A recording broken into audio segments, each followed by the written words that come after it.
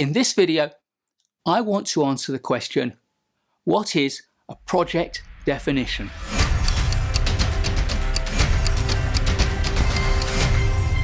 Quite simply, your project definition tells you what your project is and what it is not.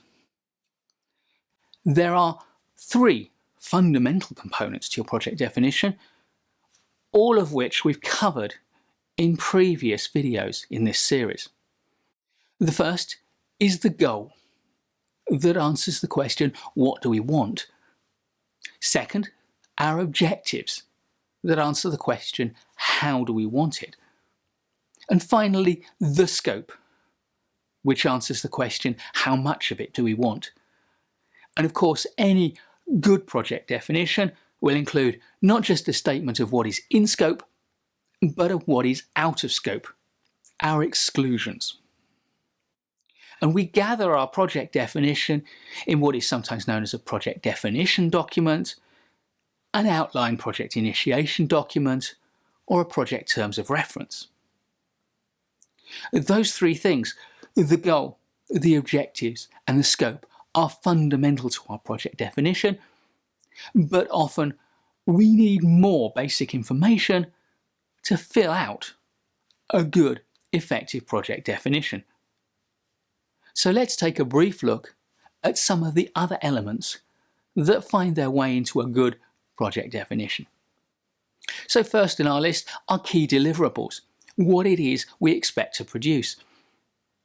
And in our project definition, we may first talk about key end deliverables, the main things that the project's going to produce in order to fulfill its goal.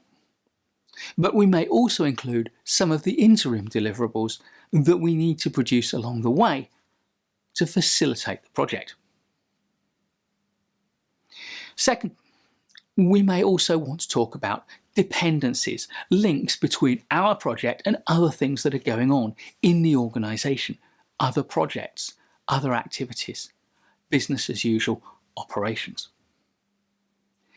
And in many people's mind, linked dependencies are constraints. The things, the factors, the legislation, the external constraints that mean we can't make any choice that we choose in our project, we are constrained. Next, two interrelated things, uncertainties and assumptions.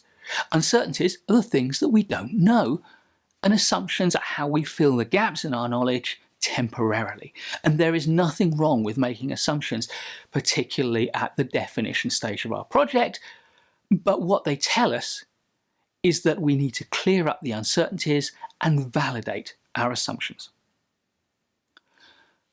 Linked to uncertainties and assumptions are risks. You can think of them as three sides of the same coin, if you like. Uncertainty, we don't know how much budget we've got. Assumption, we've got $100,000 to spend. Risk, we may not have enough money to cover the full costs of our project and to deliver the full scope of work. Next, key stakeholders. Stakeholders are integral to the success or not of your project, and therefore at the definition stage it makes sense to document who the key stakeholders are and maybe even some of their principal concerns. And finally, a very special group of stakeholders are your team members and the people in the governance hierarchy that surrounds your project.